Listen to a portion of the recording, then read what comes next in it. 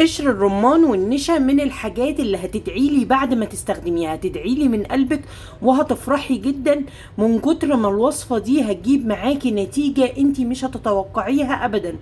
عايزة اقولك ان الوصفة دي من الحاجات اللي بتفتح البشرة من 3 ل5 درجات. تخيلي قد ايه بشرتك لو فيها اي اسمرار هيختفي تماما وبشرتك هتفتح جدا. غير كده ان هي بتشد تجاعيد البشرة والهالات السوداء اللي موجودة تحت العين. مهما كنتي عملتي وصفات او استخدمتي كريمات وحسيتي ان ملهاش نتيجة، جربي معايا الوصفة دي. اكنك بالظبط هتصبغي بشرتك كده بيضة بيضة ومشدودة، حاجة كده فوق الوصف. كل حبايبي بتمنى ان هم يجربوها بجد. الوصفة دي هتغير بشرتك 180 درجة. مهما اقولك مش هتصدقي غير لما تجربي الوصفة قد ايه ان شاء الله فعالة ومضمونة، ليها مفعول حلو جدا جدا.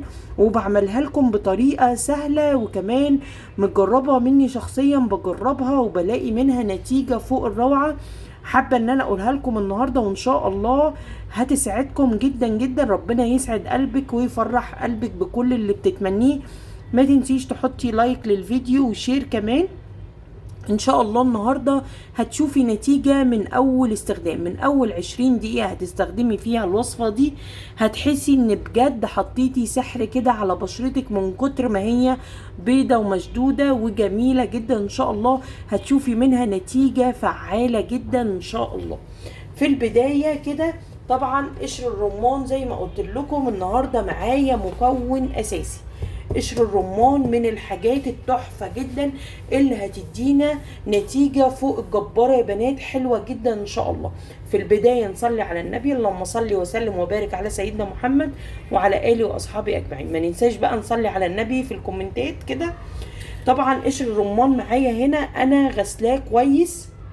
لازم تكوني ضامنه ان انتي غاسله القشره دي كويس جدا. بغسله كويس، طبعا انا بغسله قبل ما بفصصه، وبعد كده بعد ما بفصصه بغسله كمان وبسيبه ينشف في اي مصفى كده ينزل الميه اللي فيه كلها. وطبعا من الحاجات الحلوة قوي ان انتي تقدري تحتفظي بيه طول السنة وتنشفيه. بلاش تشتري اللي من عند العطار، اشتريته قبل كده وحسيت ان هو مليان تراب ناعم جدا، فده هيضر بشرتك. فدايما ممكن ان انتي تشيليه عندك طول السنة، ان انتي تجففيه، تغسليه زي كده وتصفيه وتحطيه مثلا في فرن يكون لسه مطفي كده 10 دقايق بيتجفف معاكي. وبعد كده بتسيبيه في الشمس من 3 ل4 ايام على اي صينية. طبعا لازم تغطيه برضو باي شاشة عشان ما يطلوش اي حاجة. وبعد كده بتطحنيه. النهاردة طبعا عشان عندنا متوفر وطازة انا هستخدمه طازة. وطبعا لو طازة مش يعني احسن حاجة ممكن تستخدميها هو الطازة. كل اللي احنا عاوزين نعمله هبدأ كده بالسكينة اشيل الحتت البيضة دي، هستغنى عنها. وطبعا بيبقى انا شايلة على فكرة منه برضو، بس هشيل الحتت اللي باقية دي بالشكل ده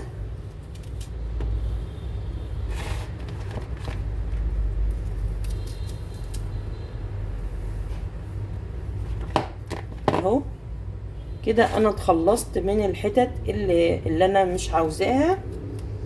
وهبدأ ان انا اقطع بقى قشر الرمان ده قطع صغيرة كده على قد ما اقدر بالسكينة او على ايدك بالمقص، اي حاجة اي طريقة، المهم تبقى القطع صغيرة زي كده. دي قشر رماناية واحدة معايا وهيعمل لي كمية كبيرة. هوريكم طبعا احنا هنعمل فيه ايه دلوقتي. بس بعد ما اقطعه كويس كده بالله عليكم ما تنسوش تحطوا لايك ودعوة حلوة. ربنا يسعدك بجد. الوصفة دي لو جربتيها هتفرحك جدا وهتحسسك ان بشرتك اتغيرت 180 درجة بالشكل ده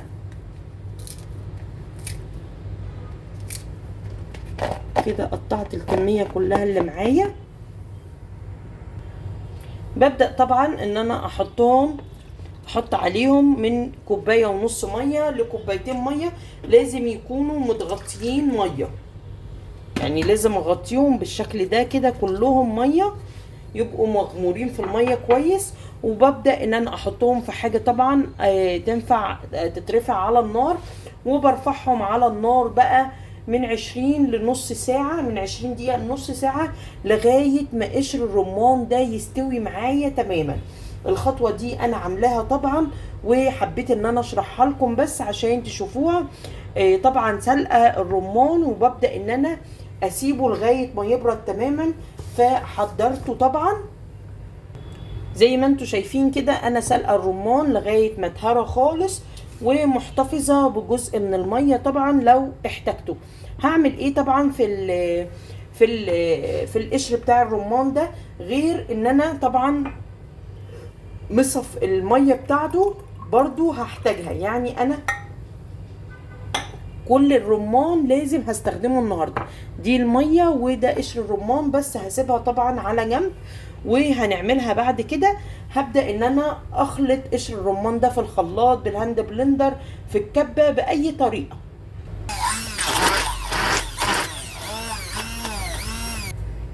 كده انا طحنت كل القشر الرمان معايا لغاية ما بقى شبه الكريم كده اهو، ده المطلوب.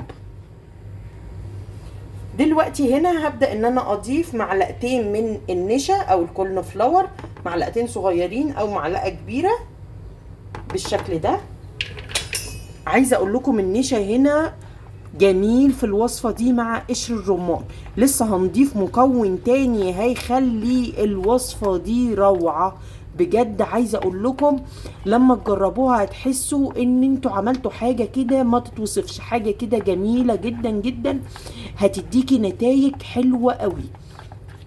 ببدأ ان انا اخلط كده طبعا، عشان انتوا عارفين النشا بيكلكع شوية، فببدأ ان انا اخلطه كده كويس جدا اهو.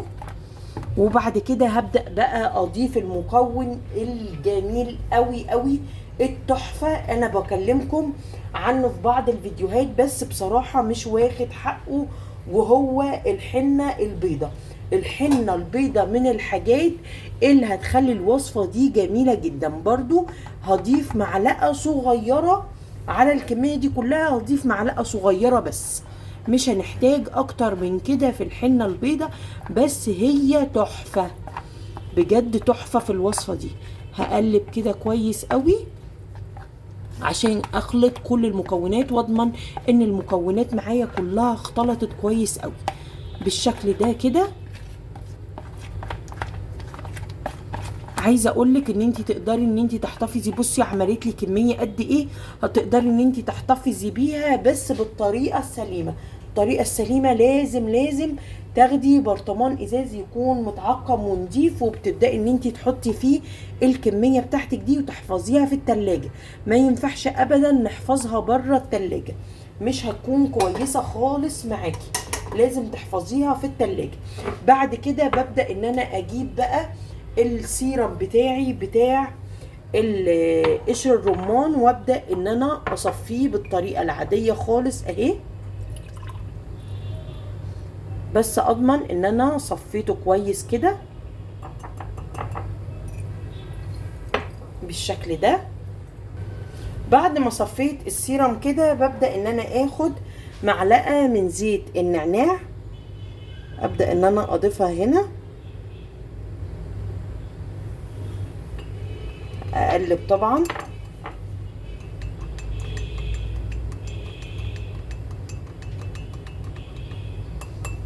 وكمان هاخد اي زيت عطري عندك، ممكن تستخدمي لافندر، ممكن تستخدمي ورد، ممكن تستخدمي ياسمين.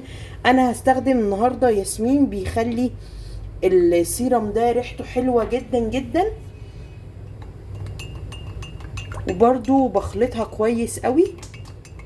عايزه اقول لكم الوصفتين مع بعض لو استخدمتوهم هتحسوا بفرق كبير قوي، وهقول لكم ازاي تستخدموهم مع بعض. ضروري جدا ان احنا نستخدمهم مع بعض بالطريقه اللي انا هقولك عليها دلوقتي، بجد هيغيروا بشرتك جدا. هاخد كده الوصفه الاولانيه دي، هتبداي ان انت تستخدميها كماسك على بشرتك بالطريقه دي كده. بتبداي ان انت توزعيه على بشرتك، بس تكون يعني الطبقه سميكه مش خفيفه. مش عاوزاكي تحطي طبقه خفيفه وتسيبيها، لا انا عاوزه طبقة تكون تخينة كده. وممكن كمان يعني بعد 5 دقايق كده هتحسي ان هو هيبدأ ينشف، تروحي حاطة طبقة تاني.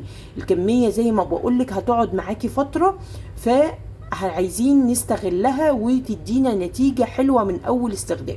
بتسيبيها 5 دقايق وتروحي راجعة مكررة الموضوع تاني، وتحطيها بعد 5 دقايق تاني تتقلي الكمية، وتسيبيها بقى 20 دقيقة لغاية ما تنشف. اهم حاجة ان انتي تقعدي في مكان يعني فيه هوا علشان تنشف بسهولة، لان احنا حطينا طبقة سميكة، فمهم جدا جدا ان هي تنشف معاكي عشان ما تاخدش وقت وكده. بس لو ما نشفتش في 20 دقيقة سيبيها، لازم تنشف معاكي. يعني ما حسيتيش 20 دقيقة مثلا ما نشفتش فتغسليها، لا، انا عاوزاها تنشف على بشرتك الاول، وبعد كده تبداي ان انتي تفركيها وعلى طول تغسليها طبعا بالغسول المناسب او الصابونه المناسبه لبشرتك اللي انتي بتستخدميها عادي. طبعا بتحسي بتبييض رائع جدا جدا بعد عملية الفرك، بتحسي ان بشرتك ابيضت جدا، وزي ما بقولك مع المداومة عليها بتعالج لك اي تجاعيد واي هالات سوداء موجودة في البشرة، بتحسنها جدا جدا. بالنسبة للسيرم بقى اللي احنا عملناه ده، برضو بتحفظيه في التلاجة في اي بخاخة عندك علشان يكون سهل. ولازم قبل ما تبدأ ان انت تستخدميه الرج، لازم نرجه كويس جدا كل استخدام. بتحطيه على بشرتك مرة الصبح بس ما تكونيش خارجة في الشمس، ومرة قبل ما تنامي. بتسيبيه برضو من 10 ل 15 دقيقة، وبعد كده عايزة تغسليه مفيش اي مشكلة خالص، بتغسليه بجد. ان شاء الله لو استخدمتوا الوصفتين بالطريقة دي بجد ان شاء الله هتستفادوا جدا. اي استفسارات محتاجينها مني، اي وصفات، برضو اكتبولي في الكومنتات، برد على كل الاستفسارات. وكمان الوصفات بعملها اول باول.